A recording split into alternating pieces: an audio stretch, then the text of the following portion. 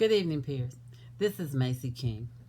I am want to take the time to apologize for not getting my response to the School of Hard Knocks to you at an earlier time, and apologize for being late for getting it to you. But I want to share with you there have been some technical difficulties, and I've had some a family emergency that hindered me from getting the reading done and getting things to you in a timely manner. So I hope that you will accept my apology, and I'm praying that I will not be late again. So thank you for your support in accepting my apology. As we look at the School of Hard Knocks from Shapiro and Stekovich's book, as I reflect upon reading from Shapiro and Stekovich, I am of the opinion that Miss Henry does have some guidelines in order for her to make a wise decision regarding Mr. Washington's and Ricky's situation. According to NRBEA 2008, and I quote, an education leader promotes the success of every student by acting with integrity, fairness, and in an ethical manner, page 20. As we continue to read Chapter 2 from Shapiro and Stekovich, 2016, it outlines the professional standards for educational leaders, 2015 Standard 2, entitled Ethics and Professional Norms, which clearly defines the behavior, attitude, and responsibility that an educational leader should demonstrate. In answering the question, if Mr. Green's behavior was ethical, I would say no, his behavior was not ethical.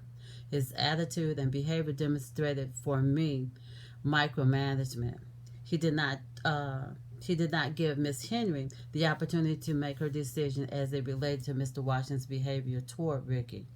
In essence, he wanted her to lean toward favor Mr. Washington without looking at the incident and its effect upon the student, the school, or the community.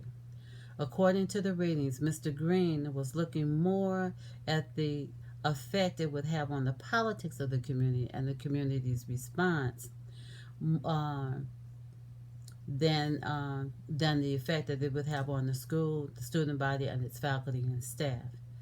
In this aspect, Mr. Henry had more concern for Mr. Washington's well-being, his service to the school for 25 years, and tenure, keeping his job or letting him go, rather than concern for the student. I am of the opinion that politics played a major role in this case study as it relates to Mr. Henry. His knowing Mr. Washington for 10 years and being a vital part of the school and community could bring news reports and other community issues. As an educational leader being presented with the above referenced problem, first I would talk with Mr. Washington regarding his action in the incident, share my feelings, inquire of him if he was the principal in this situation. What would he think? What would he think would be a fair reprimand? After the discussion and deliberation without Mr. Henry's request, I would fire Mr. Washington. My rationale for dismissal would be Mr. Washington not telling the truth and his failure to protect the student that was in his care. As for Ricky, I would suspend him for the time period according to the school guidelines and regulations, after which I would call a meeting with his parents. During this meeting, I would share with them what has happened during the course of the year, the complaints and disturbances. I would engage them in open discussion as to how they see Ricky at home and at outings. After a certain period of time, together we would lay out a strategic plan of action for Ricky for the rest of the school year.